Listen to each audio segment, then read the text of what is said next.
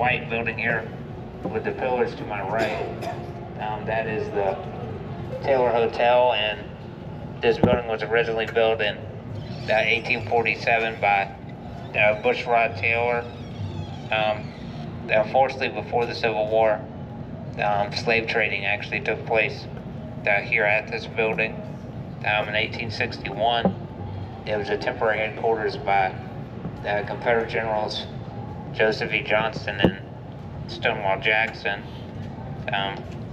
So the Confederate Army would have actually chased the Union Army out of Winchester, past this building after the First Battle of Kernstown, which was a Confederate victory. We have a picture of Jackson we can pass around.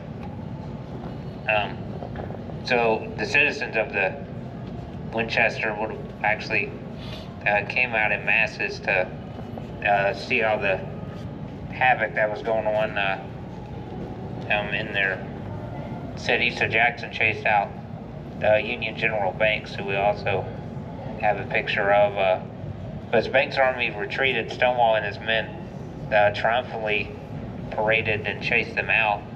As they were retreating, Jackson wrote to his wife. He said, "Our entrance into Winchester, the people seemed nearly frantic with joy, and our entrance into Winchester was one of the most stirring scenes of my life." So he described it. Jackson would write about Banks' troops as they retreated. He said they preserved their organization remarkably well. He said they did so under unusual pressure, as many townspeople, primarily women, actually would throw objects out the windows at their Banks' retreating men.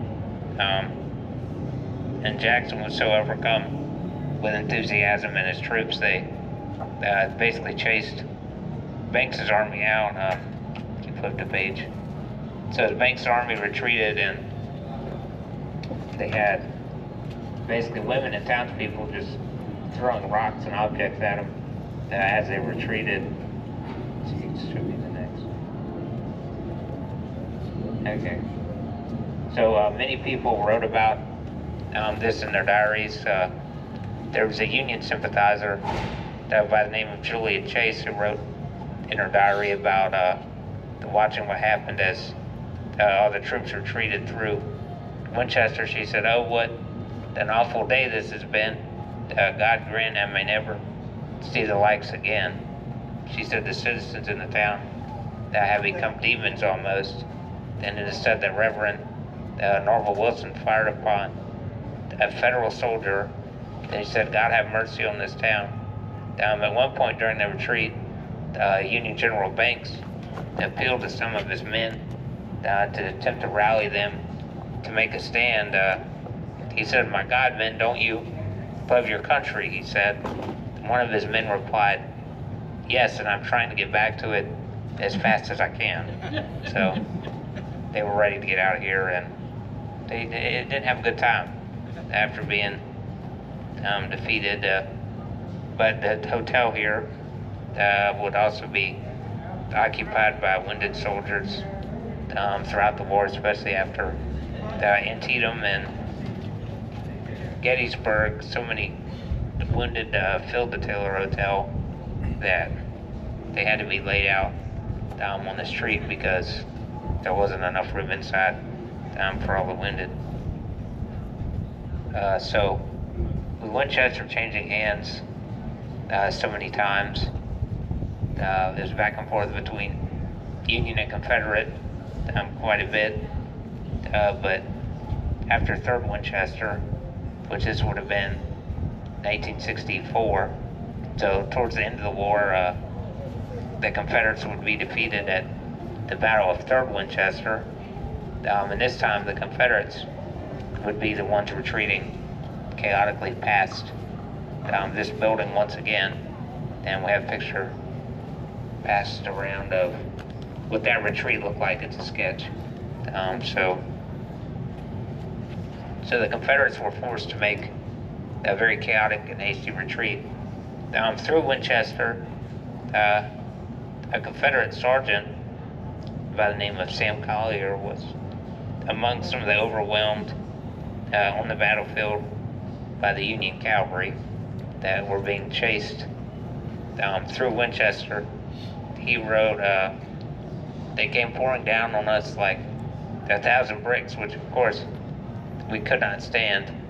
He said the whole face of the earth was literally alive with rebels running for their lives, and some 8,000 federal cavalry would descend on the city of Winchester, chasing the retreating Confederates. So Julia Chase also wrote about this. Again, she was a Union sympathizer. She said the Federal wounded are being brought in from the battlefield, as well as others.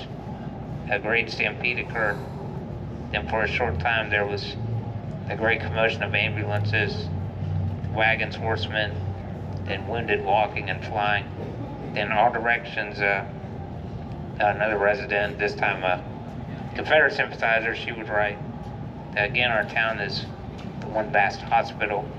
She said all the day the streets have been filled with ambulances, wagons, and also wounded walking. They've taken over every available building, including 6 churches, and she said some 4,000 wounded have been brought into the city without a doubt and over. So you follow me, we'll head back to the courthouse, and I'll talk about how that was used as a prison.